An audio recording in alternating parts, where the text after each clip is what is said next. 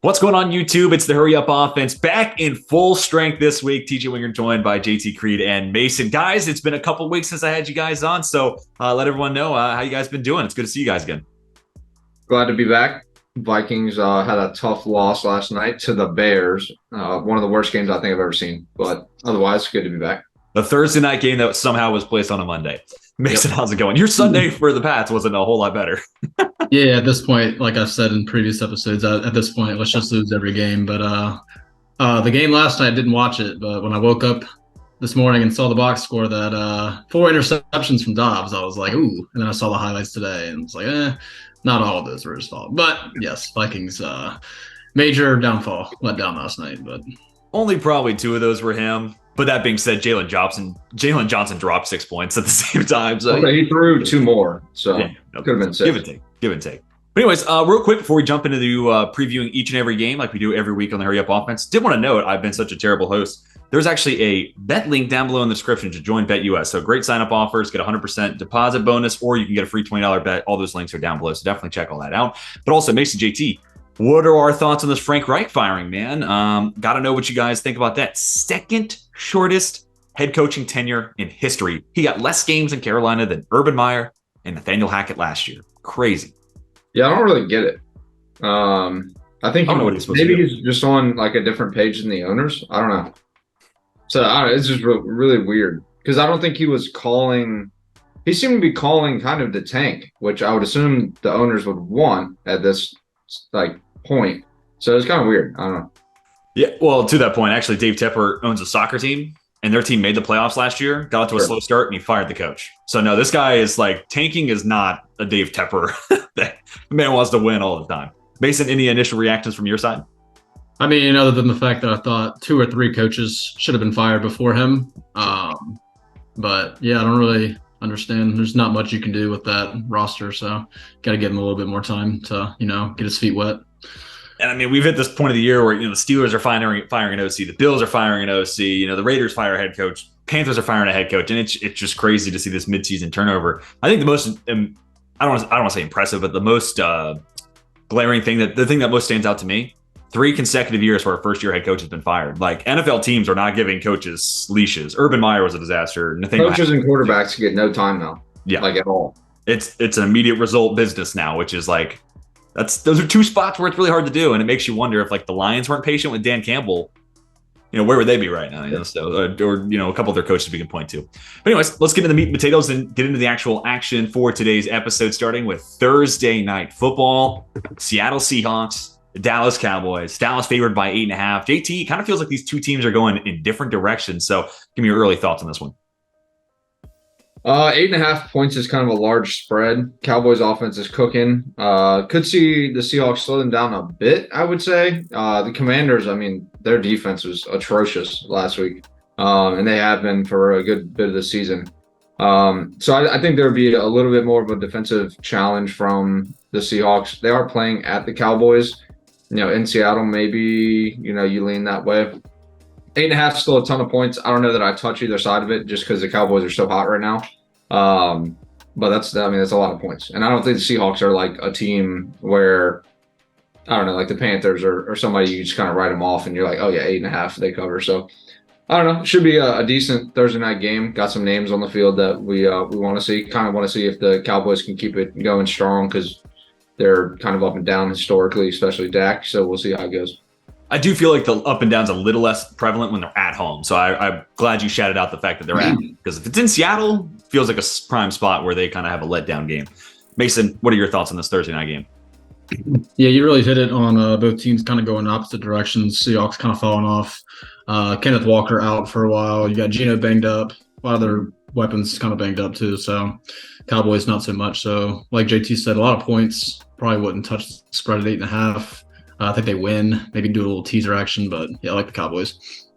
Yeah, I think Dallas is a really good teaser leg. I'm not going to bet it because I think like Seattle's best game can beat anybody in the league. And I legitimately mean that. With those 3 receivers they have, and if Geno's not turning over in the red zone, they could beat anybody. And also, I think this matchup it's Devon Witherspoon versus CeeDee Lamb. Whoever wins that battle in the slot, wins this game to me. Witherspoon's been awesome. He's been one of the best slot corners in the league. CeeDee Lamb's one of the best receivers in football. So to me, that's like what it comes down to. And hopefully, if Mike McCarthy can scheme open CeeDee Lamb, it's not really a matchup, and they're just kind of freeing him up, getting him away from that coverage. So I think that's going to be a really interesting game. I don't know. It kind of feels like this might be the game where maybe Dallas, kind of has that letdown game, but I don't know. Been kind of thinking that might come any day now. Anyways, let's move on to our Sunday slate of games. Kicking off with 1 o'clock action with Dolphins and Commanders. An absolute gem of a contest here. Commanders favored, getting 9.5 points. Miami favored by almost double digits. Mason, what do you think? Yeah, I don't know. So watching the Dolphins last week against the Jets, like now you're playing a defense that's not as good. So I kind of lean Dolphins minus 9.5. I think they can win by 10, even on the road. I don't know, just like the way they match up in this one for whatever reason. But just after watching the commies last week, especially, just like there's no chance they're hanging with this Dolphin offense if they can't hang with Dallas offense. So that's my lean. Now, JT, we have to also talk about Ron Rivera firing Jack Del Rio as well as the defensive backs coach there in Washington. Kind of feels like it comes at a good time ahead of this matchup. So, I didn't know that. Yeah. So Rivera's still there. He's going to be Rivera's still there. Okay. He'll be running the defensive play calling, which will be kind of interesting to see if there's going to be any differences. It's so late in the year. Like, what can you really change? I don't know. Yeah. 9.5. I feel like I lean Dolphins as well. I think that the Commanders will score maybe 20 or so, but I just don't know that the Dolphins don't score 40. So it's kind of just a spot where the Commanders haven't shown they've been able to stop anybody, and the Dolphins offense feasts on bad defenses. Yeah, also, I just don't see a whole lot of speed in Washington secondary. That's my main thing. Is like, if you're going against Miami, can you keep up? And that's the number one question. I just don't see where the answer for Washington's anywhere near yes. Did want to shout out, no Jalen Phillips for the rest of the year for Miami. That sucks. But a nice shrewd move going out and getting JPP. He's not like who he used to be, but like a serviceable body you can rotate in. He's like, he softens the blow a little bit. So wanted to shout that out. So I think we're all in Miami here. Like them more as a teaser leg, but even there, 3.5 is kind of tough. All right. Chargers and Patriots. Another interesting teaser leg. Chargers favored by 6. I have no faith in either one of these teams, but at least one of the sides is Justin Herbert. So I'll take the Chargers in this one. JT, what do you think? I'm thinking the same thing. I think Chargers minus 6 is the move. It's kind of insane. The over-under set at 40 when you have Justin Herbert on the field. I don't know. It's nuts. Like, yeah. I can't figure the Chargers out, dude. Like, how are you? I just don't understand. They're just so bad. They consistently look ill-prepared and unable to execute. They just do not look like they know how to play the game fundamentally. Like, it's insane. It's bonkers. Yeah, that's all I can say. I mean, 6-point spread. I don't know, dude. I mean, Zappy's probably starting again. I would hope so. Yeah, I'm assuming Zappy's starting. I don't know how he looked the other day, but probably not all that great. 6 points. That's kind of a lot of points. I don't know. The way the Chargers have been looking. Yeah, I would agree. But also, I'm not betting it. I probably won't watch this. I'm just not. I don't know. I'm good on this one. Yeah, Patriots coming off a hot 7-point showing offensively. Yeah, so Mason, I got to know as the Pats fan, like, you look at New England, you look at the Jets last week, and it's like a nice reminder. Everyone thinks that, put the backup in, we'll be better. The backup's got to be better. Not starting for a reason. And Tim Boyle and Bailey Zappi to be kind of epitomize that. I didn't think Zappi looked very good whatsoever. But if you got the chance to watch the game, what were your thoughts on Zappi? And are you hoping that he starts over Mac? So I was watching the game, but like not really. I was watching Red Zone. Just seeing the clips of the first half, they would always show like, Mac Jones fumble, Mac Jones pick. And I'm just like, get this guy out of here. You were also watching the Drake May highlights, right? Yeah, there you go. So then Zappi comes in. I'm like, we're not going to score any more points. You know what I mean? But like JT said, a lot of points, and don't even get me started on the Chargers. I ended up tripling down on them on Sunday night. Which is my mistake right there. But at this point, I will be hoping for a Pats loss every single week to secure that top 2 pick in next year's draft. So a lot of points though. Could see a sneaky 6-leg or 6-point cover. So all I actually hope here is that there's conversations between Robert Kraft and the owner of the Chargers to talk about how they can facilitate a Bill Belichick trade. I don't know if it's just a rumor, but if there's actual smoke to Bill Belichick going to be the Chargers head coach, He keeps Kellen Moore on staff as the OC. I am totally here for it. It can't be any worse than what Brandon Staley's doing out there in LA. So I think he's done, dude. I think Belichick is done, dude. He's done. You think so? I don't know. Yeah. Some other reports saying that the Panthers might be trying to make a big push. Like this is the splash and now they want to turn to. Dude, he's not going to the Panthers, man. There's no way. I feel like it's DC, Los Angeles, or he hangs it up. Gotta be, right? So maybe they give him some more time in New England, but post Mac Jones.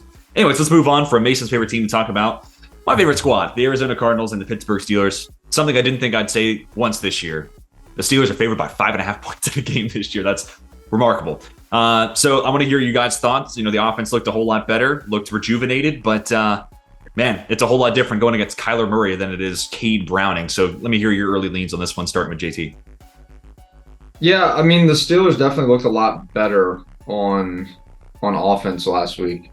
But that being said, they only put up 16 points. I know they had pretty good, I guess, like yardage total on offense. Even in like the first half, I know they were putting up yards, just didn't kind of punch it in.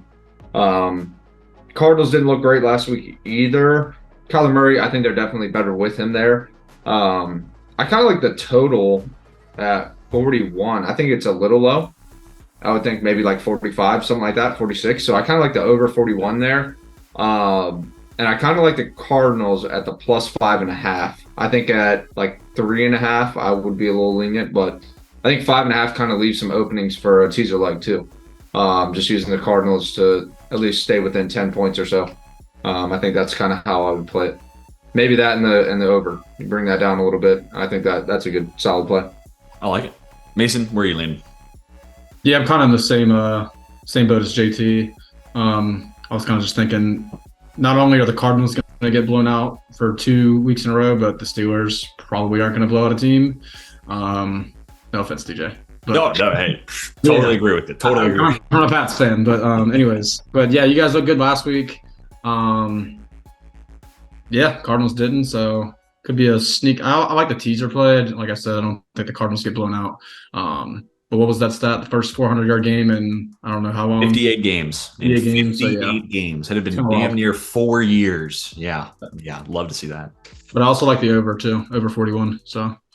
Yeah, ultimately, I think JT kind of nailed this one on the head. You can't do a teaser in game. They make you do an SGP on DraftKings, but yeah, basically move Arizona to plus 10.5 and then like over 35. I think that could work. I do think this is a sneaky defensive game. Like Pittsburgh's offense looked pretty good, but Deontay Johnson, no touchdown call. Jalen Warren still fumbles. I don't know. I can see where the unders maybe the move there, but I don't know. I'm not too stringent on which way you play that. I like the Cardinals the 5.5 though. I think Pittsburgh can win, but Kyler Murray is one of the better quarterbacks we've seen this year. So that worries me a little bit. We've always struggled with mobile quarterbacks too. So I think I like the Cardinals getting the points there, even though they're in Acrisure Stadium. All right, next one. Detroit Lions, New Orleans Saints. Two teams coming off disappointing losses. Granted, the Lions have a little bit more luxury, a little bit more wiggle room in regards to their division. But man, a spot where we need to see the Lions get back on track. Let me hear what you guys thought about that Thanksgiving game. Was that just a one-time fluke, or did you see some serious concerns there for Detroit? I've always been kind of on the wagon of Detroit kind of being a little fraudish, but at the same time, I didn't watch that game and think that it was because they were the worst team that that's the reason they lost. They had some kind of large splash plays, and I think that's the reason they ultimately lost. And I don't think you want to bet on splash plays. You want to bet on what is consistently happening, and consistently the Saints suck. So give me Detroit -4 to me is free. I think that's insane. I think the line is way too low. Mason, what are you thinking? Yeah, I think I agree, but I also feel like this could be a trap game. Watching that Thanksgiving game against the Packers, not only did they make Jordan Love look really good for the first time all year, Jared Goff with 3 fumbles, and one of those fumbles probably should not have been a fumble. And that was kind of like the turning point in that game, I feel like, because they were kind of in that game in the beginning and then kind of all just fell apart. And coaching decisions on Dan Campbell kind of made the outcome the way it was. So I think the Detroit wins 4 points, I don't know, give or take. But I do like the Lions to at least win, but I could see a sneaky cover. But yeah, Lions money line might be an interesting parlay leg or something like that. I think I'm with y'all. I'll take the Lions and the 4 points, lean that on the road. Ultimately, I don't think I'm kind of with you, JT. I was never as high on the Lions as a lot of people are, just because ultimately it comes down to the quarterback. And Jared Goff, is good enough to get you to 9-8. And when you're a team that's been sitting at 5 and 6 wins for years, 9 wins feels like you made it to heaven. You have a different goal this year. And I think Jared Goff's ultimately going to have them fall short of that. I think we saw some of that on Thursday, where you put pressure in his face and he is a shell of who he normally is. So basically what I'm going to get at, my thesis here is the Saints are not going to be able to generate any pressure. I like their defensive line, but it's not as good as it was 5 years ago. So I'm going to say the Saints have a hard time getting pressure. Goff looks back to normal, and then the offense starts clicking. That's kind of my game thesis here. Maybe I'll put together an SGP around that. Intrigued about Chris Olave in this game. It was good to see Christian Watson making some big plays. Maybe Olave can do the same thing for the Saints. But at the same time, did you guys see that pick six Derek Carr threw to Jesse Bates? I mean, just stared the man running into the route, just watched him do it and still So bad, dude. Golden. Anyways, sticking to the NFC South, Panthers and Buccaneers. So speaking of the aforementioned Panthers, we got Chris Tabor taking over as the interim head coach, and they're taking on the Tampa Bay Buccaneers. Bucs favored by 5.5 points. I think I'm taking the Buccaneers. Sorry. I was going to try to convince myself into the new coach bump. But did you guys see that clip of Jonathan? I sent it to y'all. The Jonathan Mingo clip. Dude. When one side has that and one side is Mike Evans, give me the side with Mike Evans. I at least have one playmaker I can count on. Give me Tampa Bay laying the points. Mason, what do you think? Yeah, I think I agree. Give me Tampa at home after last week against the Colts. Not much to talk about. Panthers just fired their coach. Spread's kind of low-ish to take the Bucs. So, yeah, give me the Bucs, 5.5. All right, JT, what are you thinking? I think I'm on the opposite side. 5.5 is a lot. That's a lot of points for a Tampa Bay team. Yeah, that's more where I'm kind of going with it, is just the offense of the Buccaneers not being able to put somebody away. And I think we see a backdoor cover just within 4 points or something like that, where Bryce Young leads them down the field just for a meaningless last 4-minute drive or something, just to keep it close, for being down 2 scores. But yeah, I mean, neither team's all that great. I just don't know that the Buccaneers can necessarily blow the doors off them. And then, yeah, maybe they get a little bit of a boost with some energy, just having an interim head coach, that kind of stuff. So I think I'd lean Panthers plus 5.5, but I don't know if I would play it for sure. Honestly, I think you convinced me. I think this is going to be a 3-point game. I think Tampa Bay wins, but they win by 3. I think that's exactly where this game finishes. Carolina keeps it scrappy, kind of like what they did last week against Tennessee. Honestly, I think that's kind of where it goes. So I don't hate that play whatsoever. I'm not really touching the 5.5 in this one. And I'm definitely not touching the total of 37. If I see a total that starts with a 3, I'm not even thinking about it. I can't. Anyways, let's move on to the Atlanta Falcons and the New York Jets. Man, what a treat. Desmond Ridder versus Tim Boyle. Everyone, tune in this Sunday. It's currently Falcons favored by 2.5 on the road. I don't know. More playmakers than Atlanta's offense, so I might lean that way. My main concern really is that the Jets turned into the Broncos last year. The defense is awesome, but they just keep getting let down by the offense. And then by week 13, they just stop giving a shit, and then they kind of fall off a little bit. I think that's kind of the direction the Jets are heading in. So I guess I'll take Atlanta in this one. Mason, what are you thinking? Yeah, dude, I don't know. Every time I see the Jets, I have no faith in them, but then again, their defense balls out and keeps it close, somewhat. Now you got the Falcons, who I feel like that offense is going to be a little skittish against this defense. But we saw last week the Falcons giving Bijan Robinson the ball. Look what happens. You win the game. You look good doing it. So hopefully they can keep that going this week. But I think I'm with you. I think I'll ride with the Falcons on the road. Yeah, I hear you about the Jets defense, but to me, if I were playing on that team, my morale goes down watching that Hail Mary. Watching Holland take that back for 6 was the funniest thing I've ever seen in football. Right up there with the butt fumble, just pure gold. And at that point, I'm Sauce Gardner. I'm oh, my hamstring. Oh, damn, I can't play. JT, what do you think about this one? I don't think the Falcons offense is going to move the ball much at all. I think they're going to give up a lot of short fields, to the Jets, and I think that they'll be able to at least put field goals up.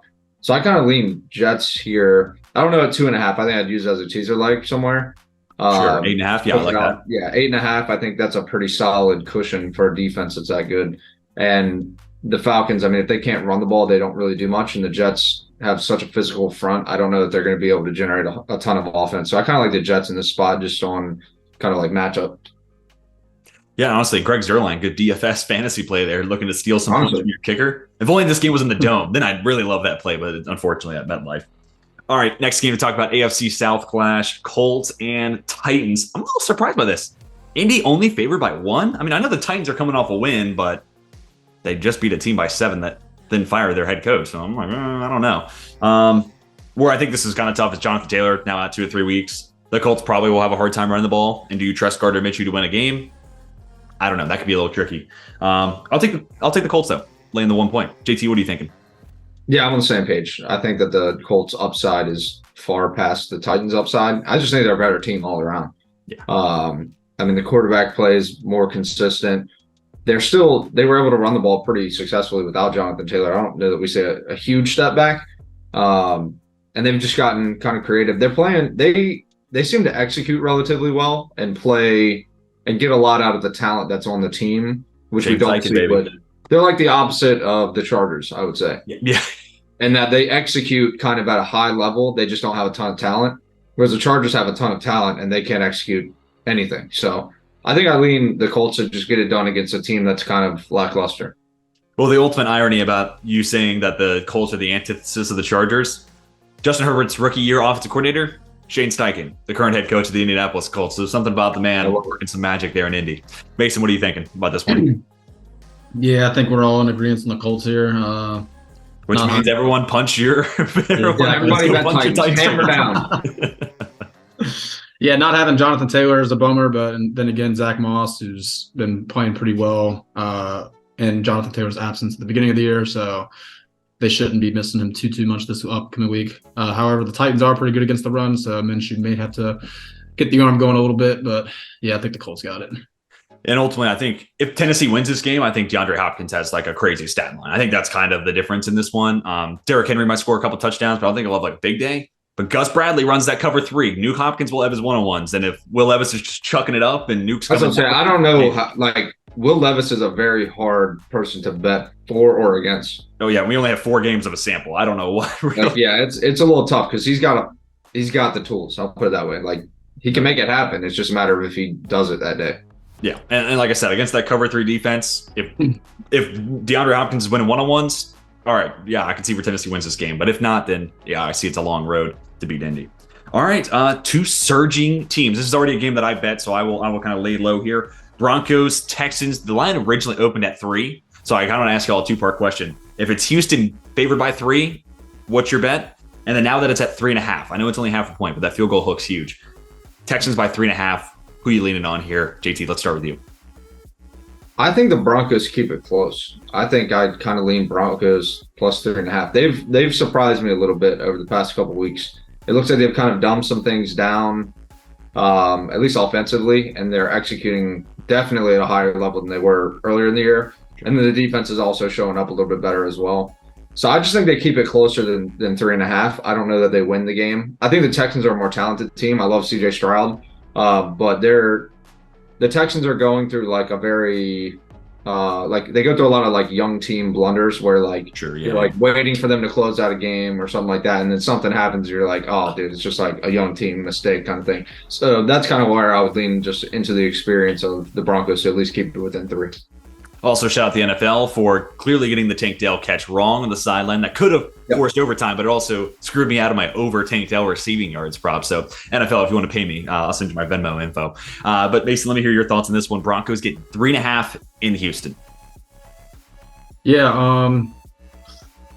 I don't think the Texans lose back-to-back games at home. That's just me. And we all know the Broncos' hot streak. They, I think, went undefeated the month of November, if I'm not mistaken.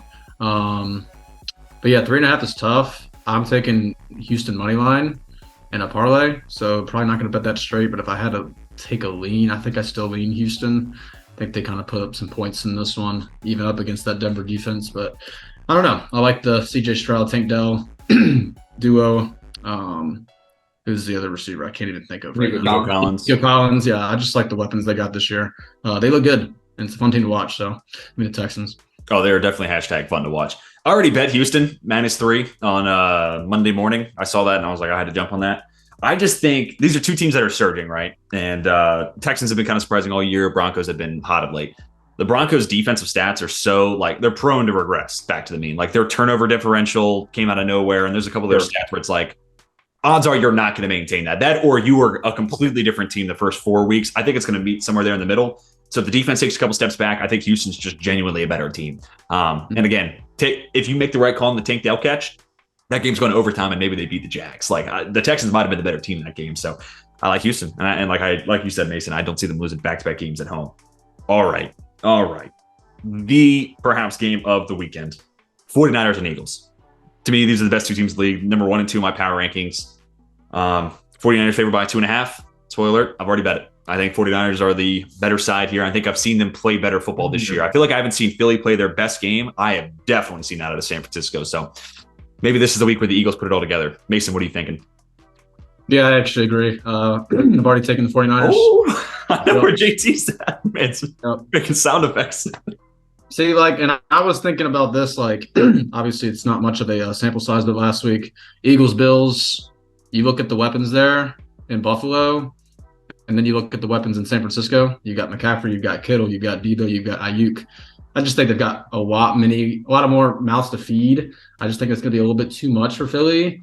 I kind of feel like Philly may kind of take their foot off the gas pedal a little bit, but I mean, I don't know. Dallas is still kind of creeping behind you, but yeah, I think, like you said it really well, TJ. We really haven't seen the Eagles play the best football. We've seen the Niners. We've seen what they can do, and I think they beat the Eagles on the road here. So, also a couple of other notes I should have prefaced off top. One, depending on the results this weekend, Philadelphia can become the first team in the league to punch their playoff ticket. So there is obviously that to play for. Also, winner of this game has a pretty good path becoming the 1 seed. It's a little tougher for San Francisco with those 3 losses, but you win this game, that's definitely huge for the 1 seed argument. Also, Lane Johnson did not play last week. Nick Bosa only lines up against right tackles. I think he guts it out. I think Lane Johnson plays this game, and if he does, that's obviously a huge boost there for Philadelphia. So just a couple other things I wanted to make note of right off top. JT, all right, let me hear why you're taking the Eagles. I don't know that I'd take the Eagles money line or plus 2.5. I think the play is to use the Eagles on a teaser leg. I think that's the best way to use. Yeah, to 8.5. I think that's where I would play. I probably will do that at some point. I think the Eagles keep it close. I don't know. They're, like you said, they're 1 and 2 to me. I don't know that I would give the clear edge to the 49ers personally.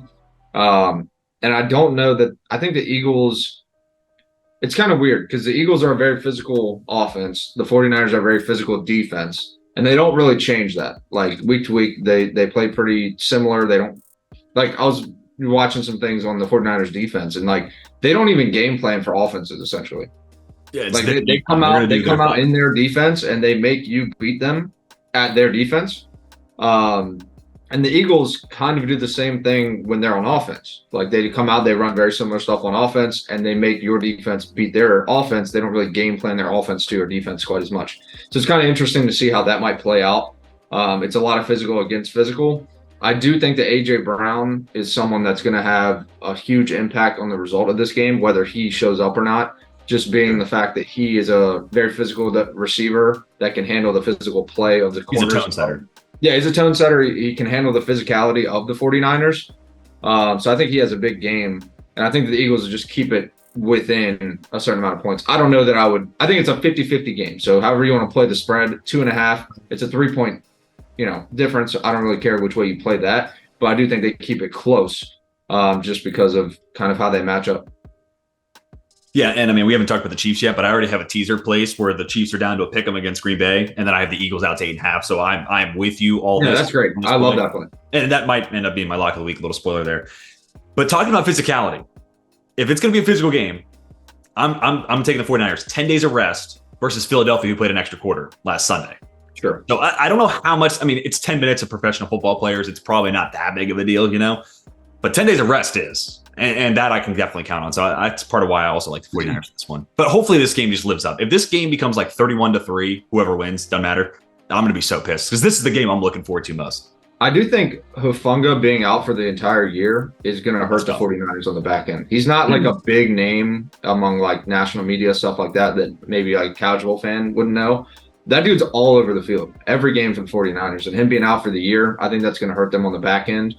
So just something to watch. I don't know how much it'll hurt them. I don't know if they're going to make adjustments, stuff like that, but that's a big hit for them.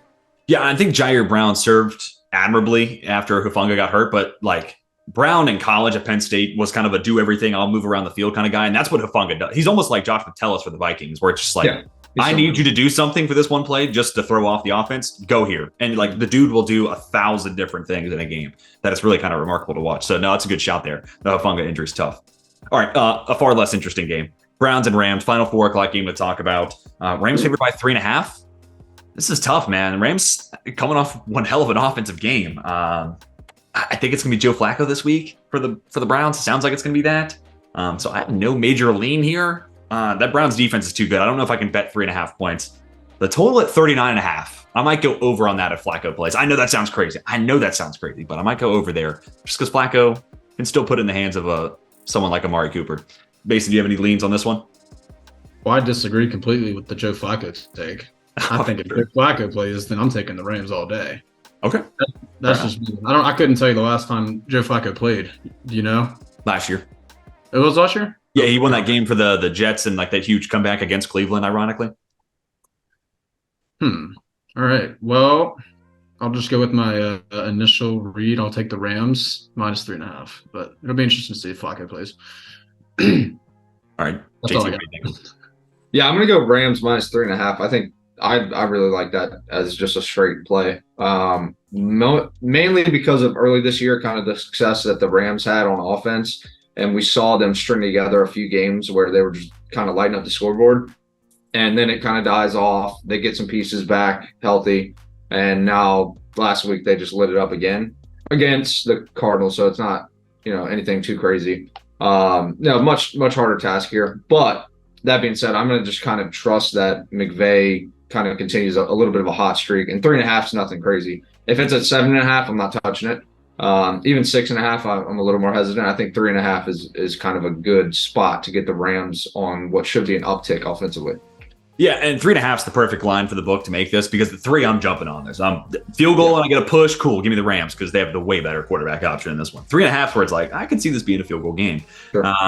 So that's where it gets tough. My only concern is like not quite as extreme with Goff, but Stafford and really the Rams in general. That offensive system needs time to throw the ball, and this is the best Browns defensive line during the Myles Garrett era, and Myles Garrett might be on his way to winning deep boy. So I don't know. That could be a big enough strength for Cleveland for the Rams offense to not get off the ground. So that's my only concern. That's why I'm not really touching it because I just don't know what to expect there. All right, here we go. Another good game here. Chiefs and Packers, and there's a couple teams surging right now, the Broncos, and I think the Broncos are kind of overlooking Green Bay. They've won 3 of their last 4. The only game they lost, they should have won against the Pittsburgh Steelers. And Jordan Love, his last 4 games have actually been really, really solid. So I am very intrigued by this. I'm still taking Kansas City in the 6 points. I've already used them in a teaser leg, so I've kind of made my side clear. But Green Bay could be kind of sneaky in this one. JC, what'd you see from Love on Thursday? And then what do you think about this one, Chiefs and Packers? I mean, the Packers defense kind of put him out to a very nice lead in the first half. Just gives you a lot more like comfort as a quarterback going out knowing you have the lead. So I don't know. That being said, I think the Chiefs are going to blow them out. I don't think 6 points is nearly enough. I think it should be 9.5. I don't think 6 points is nearly enough. I think the Packers are okay. They're just not like Jordan Love's still not good to me. He just misses too many easy throws, like a 3rd and 10 conversion, that type of stuff where to me, it almost feels like a guaranteed punt when it's 3rd and 10 for them, just because he's not hitting those fields or hitting those throws down the field with enough consistency for me to kind of trust him with any money. I'll tell you that. So I would definitely lean Chiefs minus 6. I think the line's way too short. And then if you like Chiefs minus 6, use them in a teaser. I mean, that feels free as hell at that point. Yeah, it does. And I will say, if you want to construct an argument about the Chiefs and you want to use the Packers' good stretch against them, I mean, the last 4 games have been a bit of an outlier. Like Love's accuracy has been substantially better the last 4 games. He's a little erratic, so maybe this is the week where it kind of skews the other direction. Also, first play of the game, Christian Watson makes a contested catch. That's the first time I've seen him do that all year long. So is that a trend? Is that a new thing? So you could also bet against it, basically say the Packers have been hot lately, but it's not going to sustain. So another interesting angle you could play it there. Mason, what are your thoughts on this game? Yeah, had the Packers not won on Thanksgiving, I think the spread would be at 8.5, 9 points. I think that's a good shout. Yeah, 9.5 probably. Getting that 6 for the Chiefs, I think it's a gimme for sure. We've seen how quick the Chiefs can score. Last week they were down 14-0 to the Raiders, and then they scored 21 like that. So I think we see that again. I think, like JT said, they blow them out on Sunday night. So look for Travis Kelce to get in the end zone finally too. So. Yeah, Rashee Rice has been red hot at finding the end zone. They always seem to price his like anytime touchdown really, really high. So I always like playing that and served me well over the last few weeks. All right. I want to pay attention to the weather for that game. Just thinking in Green Bay, night game. It's it's starting to get late in the year. Just something to monitor. I don't know. I haven't really looked at anything, but just something to look at. Yeah, no doubt. And for guys who have already banged up, maybe just lay off those props because that could be tough terrain. And then also Love, if his accuracy issues are going to come up, this is the type of game where maybe you do see those inaccuracies coming in. Monday Night Football. Cade Browning versus the former number 1 overall pick, Trevor Lawrence. Jags favored by 8.5. I already have a teaser with the Jags down to 2.5. So if I have to pick a side, I'll take the Jags and 8.5 points. I don't think Cade Browning played terrible last week, to be honest with you.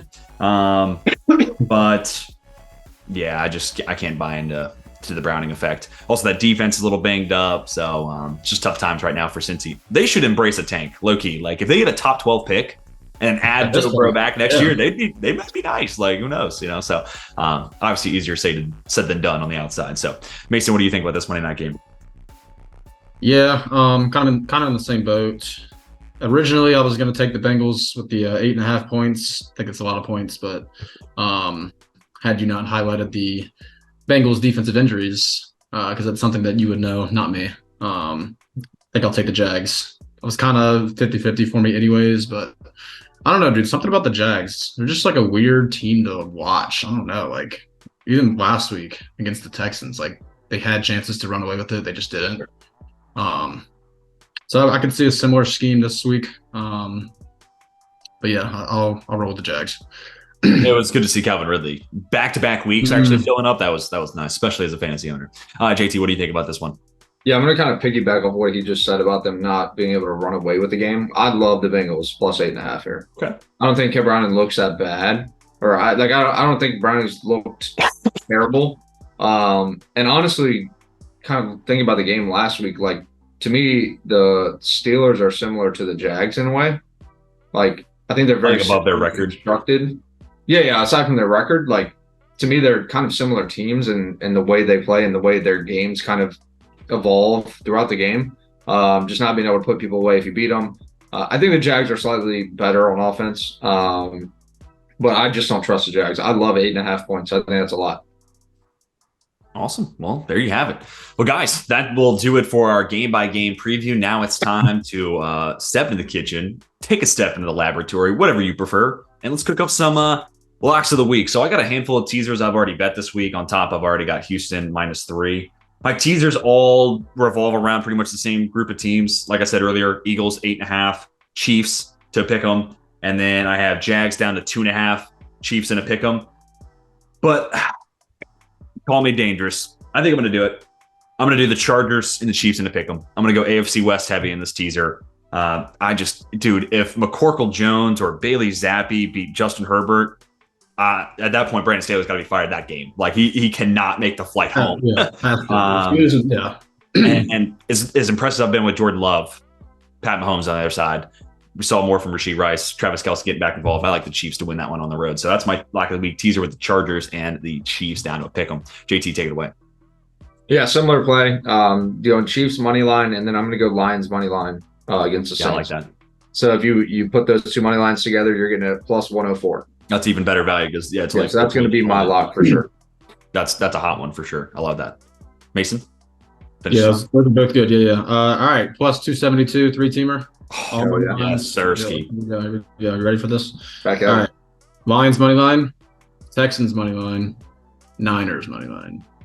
Niners money line. Okay, spicy. I'm loving it. Oh man, Mason's been off the show for 2 weeks, and the man's back, not even missing a beat with the 3-teamer. That's steamy hot. So love to see it. Well, guys, let us know your favorite plays of the week down below in the comments section. We may even tell you, and let us know what you think about our locks of the week, as well as our game-by-game previews. So that's going to do it for the Hurry Up Offense this week. I want to say thank you to my co-hosts, JT and Mason, for joining us. Always glad to have them on the show. And be sure to come back next Wednesday when we preview week 14 of the NFL season. It's crazy. We're pretty much at the end of the road now, which is sad. But until next week, we are signing off.